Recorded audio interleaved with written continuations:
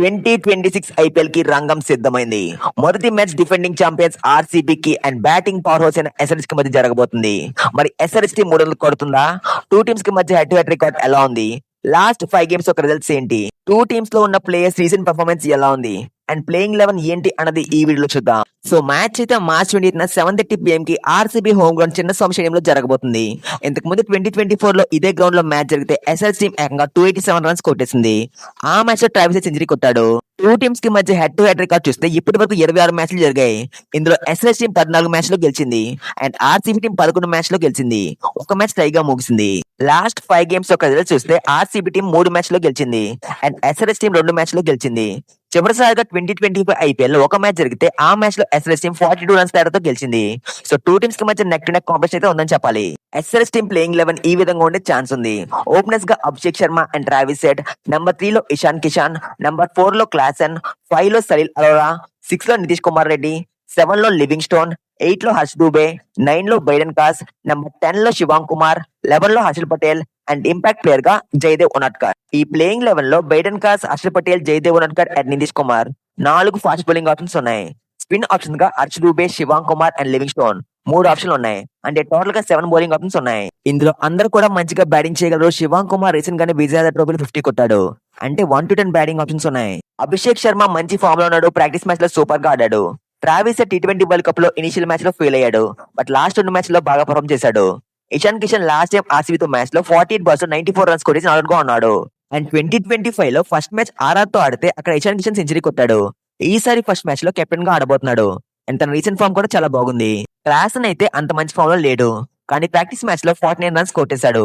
Number 5 లో అనికేత్ వర్మ కాకుండా సలీల్ అరోరా, ఎందుకంటే ప్రాక్టీస్ మ్యాచ్ లో సలీల్ అరోరా బాగా ఆడాడు. అండ్ వీళ్ళిద్దరిని కంపేర్ చేసి ఎవరు బెస్ట్ అనేది ఆల్రెడీ వీడియో చేసిన ఛానల్ లోనే చెక్ చేయండి. నితీష్ కుమార్ రెడ్డి బ్యాటింగ్ లో అండ్ బౌలింగ్ లో కూడా చాలా ఇంపార్టెంట్ గా మారబోతున్నాడు. ఎందుకంటే తన పవర్ ప్లే లో బౌలింగ్ చేస్తాడని తెలుస్తుంది. ఫస్ట్ మ్యాచ్ లో ఇషాన్ కిషన్ అవుట్ చేస్తే సెకండ్ మ్యాచ్ లో అభిషేక్ శర్మ అవుట్ చేశాడు. తనైతే బ్యాట్ అండ్ బాల్ తో కూడా మంచి ఫామ్ లో ఉన్నాడు. లివింగ్ స్టోన్ ని ఖచ్చితంగా ఆడించే ఛాన్స్ ఉంది. ఎందుకంటే 13 గోల్స్ పెట్టారు అండ్ ఐఎల్ T20 లీగ్ లో బౌలింగ్ బాగా చేశాడు. ఎస్ఏ లీగ్ లో బ్యాటింగ్ బాగా చేశాడు అండ్ లాస్ట్ టైం చిన్నస్వామిలో ఆడిన ఎక్స్పీరియన్స్ కూడా ఉంది. హర్ష్ దూబే అయితే మెయిన్ స్పిన్నర్ గా ఆడబోతున్నాడు అండ్ తన బ్యాట్ అండ్ బాల్ తో కూడా మంచి ఫామ్ లో ఉన్నాడు. బైడెన్ కాస్ అయితే ఫస్ట్ ప్రాక్టీస్ మ్యాచ్ లో బాగా పర్ఫార్మ్ చేశాడు, కానీ సెకండ్ మ్యాచ్ లో అయితే తేలిపోయాడు. 2 ఓవర్స్ లోనే ఏకంగా 40 రన్స్ దాకా ఇచ్చేశాడు. సో ఈశాన్ మలింగ అవైలబుల్ ఉంటే తనని ఆడించడం బెటర్. జాక్ ఎడ్వర్డ్స్ కి రీప్లేస్మెంట్ గా తీసుకున్న డేవిడ్ పైన్ అయితే ఈ రోజు ఇండియాలో ల్యాండ్ అయ్యాడు. సో తన ఫస్ట్ మ్యాచ్ కి అవైలబుల్ గా ఉంటాడో లేదో చెప్పలేం. శివాంగ్ కుమార్ అయితే ప్రాక్టీస్ మ్యాచ్ లో అదరగొట్టాడు. సో తను ఖచ్చితంగా ప్లేయింగ్ లెవెల్ లో ఆడించాలి అండ్ తన బ్యాటింగ్ కూడా ప్రొవైడ్ చేయగలడు.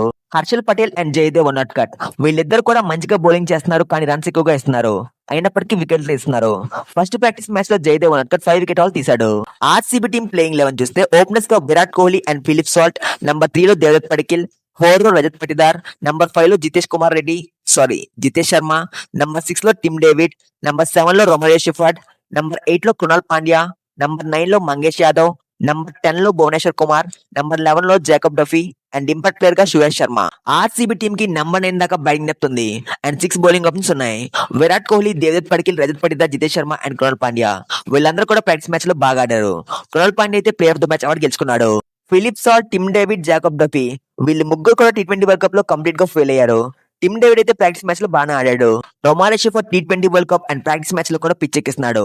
ఆర్సీబీ బౌలింగ్ లో యష్ దయాల్, హాజల్వుడ్ అండ్ నువాంత షా లేకపోవడం వాళ్ళ బౌలింగ్ ని వీక్ చేస్తుంది. బ్యాటింగ్ పిచ్ కానీ ఇస్తే ఎస్ఆర్హెచ్ టీమ్ కి 300 కొట్టడం ఈజీ అయిపోతుంది. అసలు ఎస్ఆర్హెచ్ 300 కొట్టాలంటే కీ ఆస్పెక్ట్స్ ఏంటనేది ఆల్రెడీ వీడియోస్ అండ్ కస్టల్స్ అని చెక్ చేయండి. ఆ వీడియో కింద అందరూ 300 ఎందుకు మ్యాచ్ విడితే చాలని కామెంట్ చేస్తున్నారు. కానీ ఎస్ఆర్హెచ్ కెప్టెన్ ఇల్షాన్ కిల్షాన్ and SRH coach Daniel Vettori ఇద్దరు కూడా మా టార్గెట్ 300 అని క్లియర్ గా చెప్పారు ఫ్యాన్స్ ఈవెంట్ లో. మరి ఎస్ఆర్హెచ్ ఆర్సీబీ లో ఏ టీం మ్యాచ్ విడ్ అవుతుందో కామెంట్ చేయండి. వీడియో నచ్చితే లైక్ చెప్పిన పర్లేదు కానీ హైప్ చేయండి. ఛానల్ ని సబ్స్క్రైబ్ చెప్పిన పర్లేదు కానీ గంట కొట్టండి. రాజశేఖర్ గారి గోటీల ఫ్యాక్టరీలో జాబ్ కావాలనుకుంటే వీడియోని లైక్ చేసి ఛానల్ ఇప్పుడే సబ్స్క్రైబ్ చేయండి.